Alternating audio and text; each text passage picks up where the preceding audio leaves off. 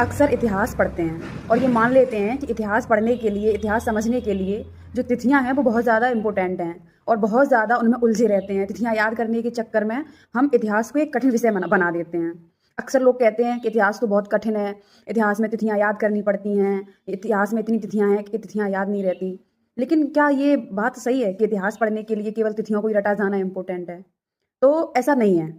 देखिए, जो इतिहास है उसको पढ़ने के लिए जो क्रोनोलॉजी है उसको समझना ज़रूरी है। आप जैसे जब आप क्लास 6 की एनसीईआरटी उठा लीजिए। आप जब एनसीईआरटी पढ़ना शुरू करते हो तो आप देखते हो वहाँ लिखा होता है कि ऋग्वेद की रचना 3200 साल पहले हुई, है ना? 7000 वर्ष पूर्व लोगों ने प्राचीनतम बस्ती का निर्माण किया।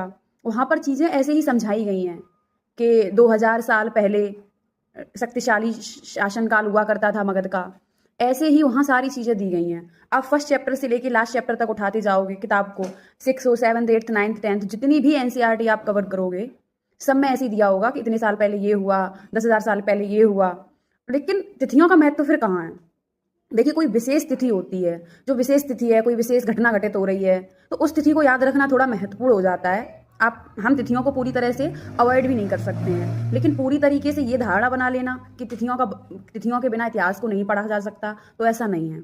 जब हम इतिहास की बात करते हैं तो हम कहते हैं कि अब जैसे इतिहास क्या है, तो अतीत की घटनाओं का अध्ययन करना ही इतिहास है। तो जब हम घटनाओं का अध्ययन कर रहे हैं तो उसमें जो क्रोनोलॉजी है उसको समझना जरूरी है कि पहले कौन सी घटनाएं घटित हुई, उसके बाद कौन सी घटनाएं घटित हुई।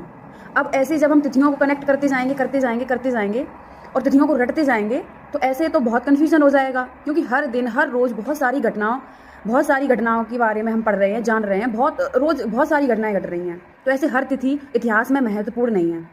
तो हमें याद रखना है कि इतिहास बराबर नॉट तिथियां, मतलब इतिहास का मतलब तिथियां पढ़ना नहीं है। इतिहास का मतलब है कालानुक्रम को समझना, जो भी घटनाएं घटित हुई हैं। तो आगे से इतिहास पढ़ते समय ध्यान रखें कि तिथियों से ज़्यादा कालानुक्रम पर ध्यान दें। Thank you for watching.